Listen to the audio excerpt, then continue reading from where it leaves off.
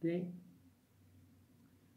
Buenos días, estudiantes. Vamos a hablar de la corriente eléctrica.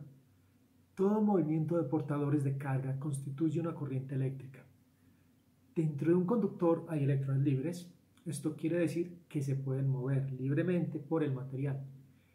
Este movimiento es tal que macroscópicamente se puede modelar como aleatorio.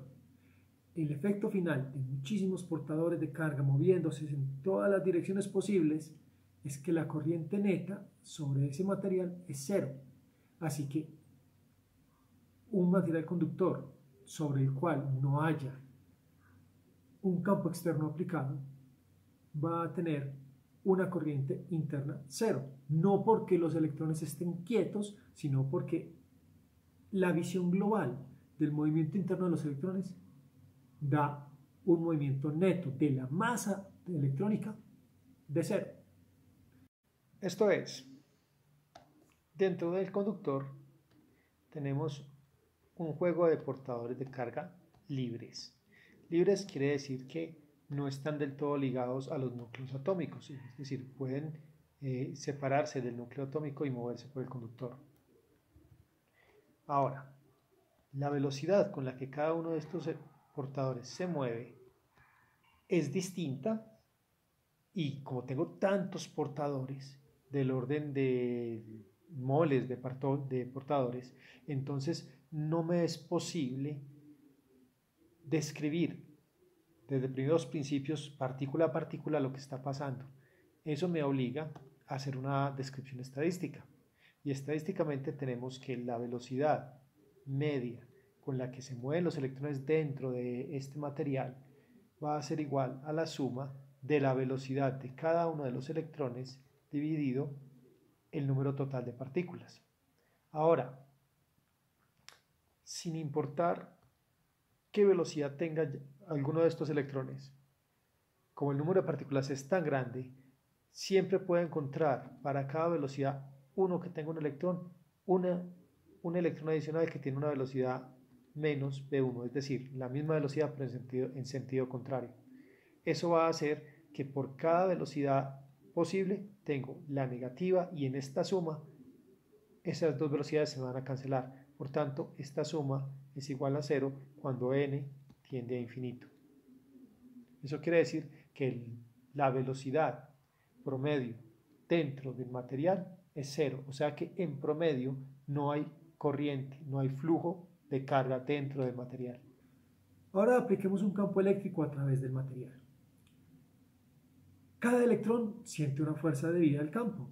La fuerza va a ser la carga por el vector de campo eléctrico.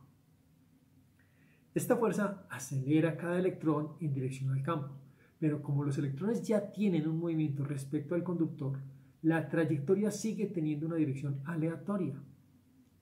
La diferencia es que ahora el promedio de las velocidades de los electrones es distinto de cero. De hecho, tiene un valor pequeño en comparación con la rapidez de un electrón individual, en el sentido de la orientación del campo eléctrico. Esta velocidad se llama usualmente velocidad de grupo, aunque algunos autores la llaman velocidad de deriva. De acuerdo a la literatura, usted puede tener velocidad de deriva del orden de 10 a la menos 4 metros por segundo, mientras que la rapidez de un electrón cuando se mueve en su camino libre medio entre colisión y colisión es del orden de 10 a la 6 metros por segundo.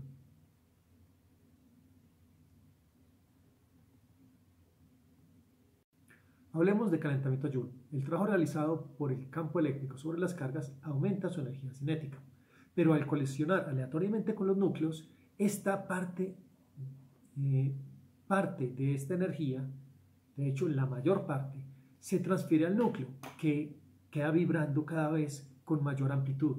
Y esta vibración tiene una manifestación macroscópica que es lo que nosotros medimos como la temperatura del sistema. Este calentamiento que ocurre cuando los electrones se mueven por el material acelerados por el campo eléctrico es lo que se conoce como el efecto Joule o como el calentamiento Joule.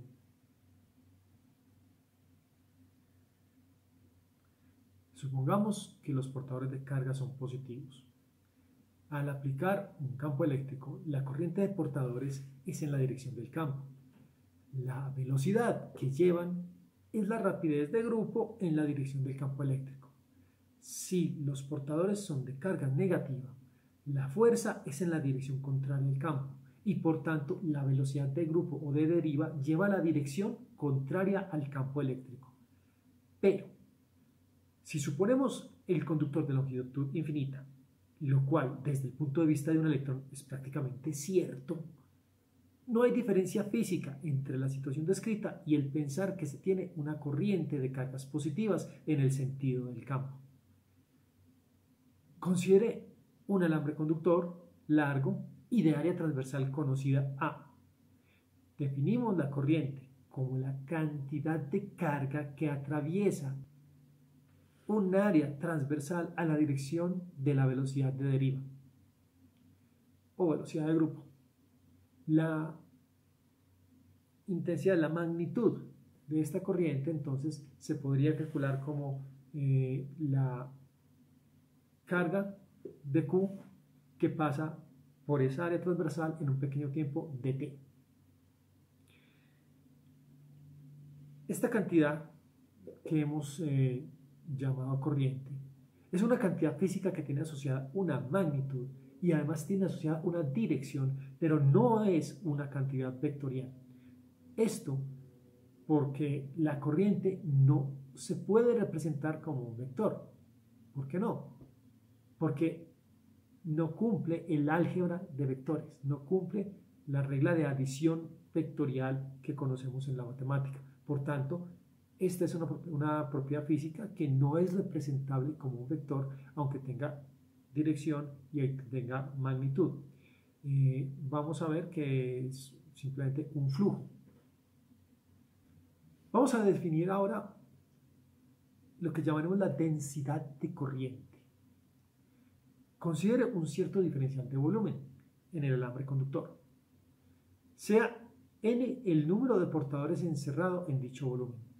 Si la velocidad de grupo o velocidad de deriva es conocida P sub d, los portadores más alejados de la cara de salida del diferencial de volumen se van a tardar un tiempo que va a ser igual a dt igual al dx, que es el ancho del volumen, sobre la velocidad de deriva. Ese es el tiempo que se tardan en alcanzar la salida del volumen. La densidad de portadores, llamémosla n minúscula, será el número total de portadores sobre el volumen que estamos estudiando.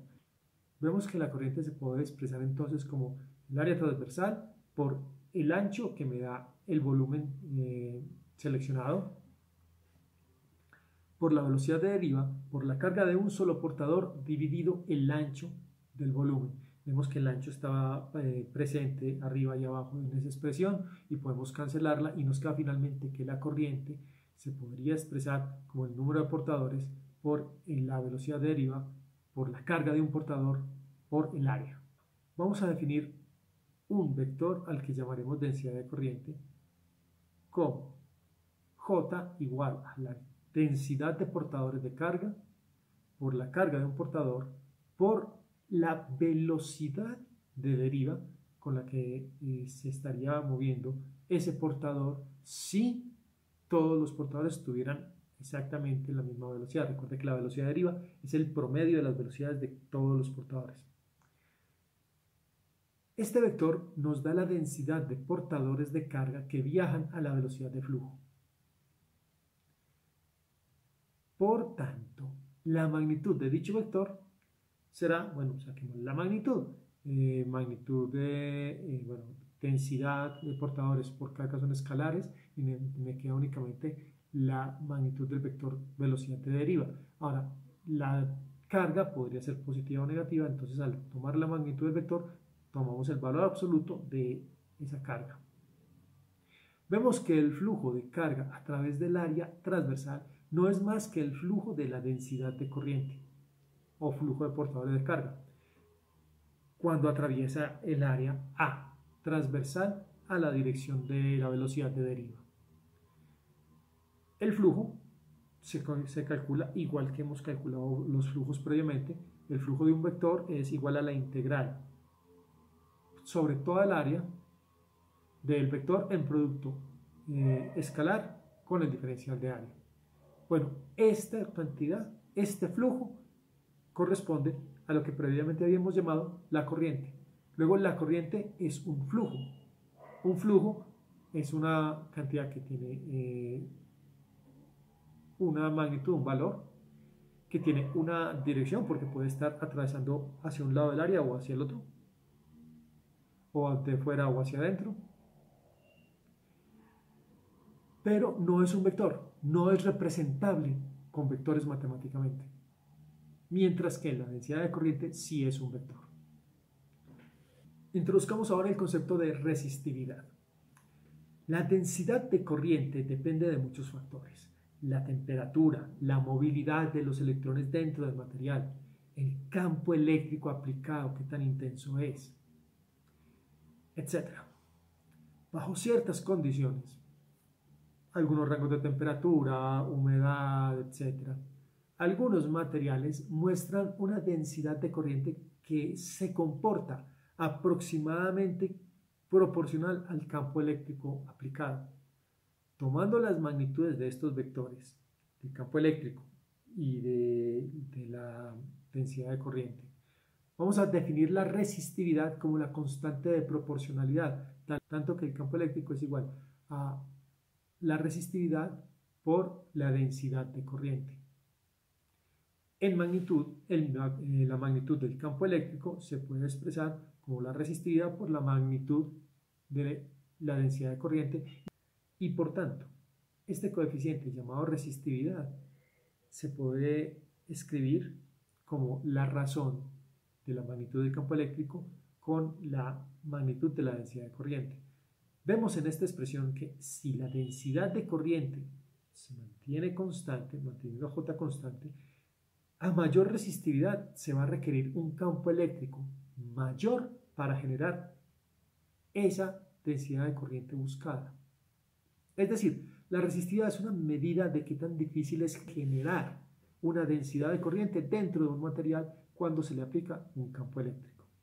Ahora, podríamos definir otra constante asociada al material que nos hable de qué tan accesible es el material a la generación de corrientes dentro de él. La conductividad se va a definir entonces simplemente como el inverso a la resistividad.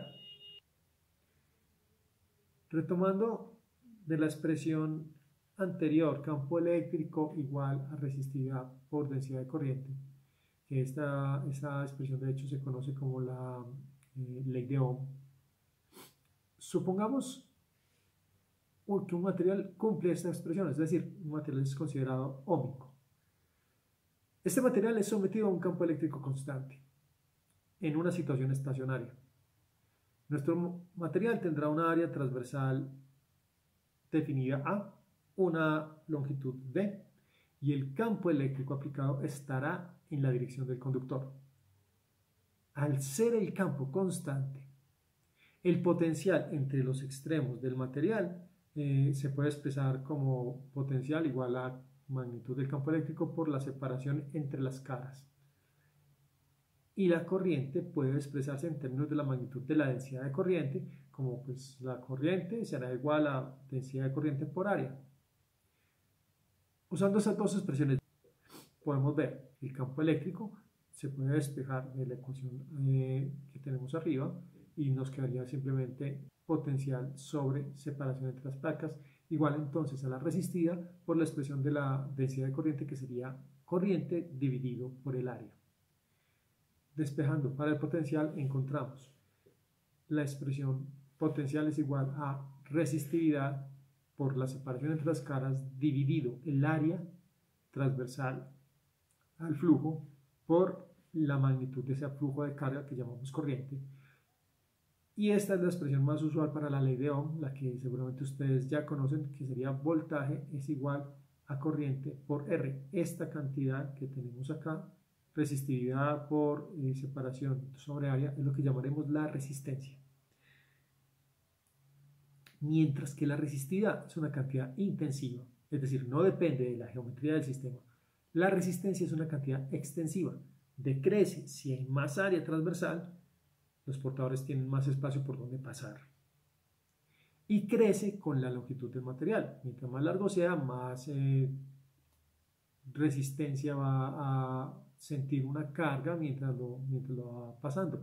Se puede visualizar pensando en que la carga va a tener más núcleos con cuales golpearse.